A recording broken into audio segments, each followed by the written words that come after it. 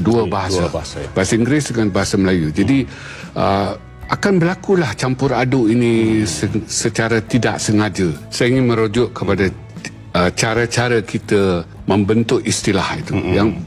Yang pertamanya kita harus mencari perkataan yang ada dalam bahasa Melayu semasa ini. Kalau tidak ada, kita dibenarkan melihat dalam teks-teks lama, maksudnya kita diberi kebenaran untuk merujuk dan melihat dalam bahasa Melayu klasik.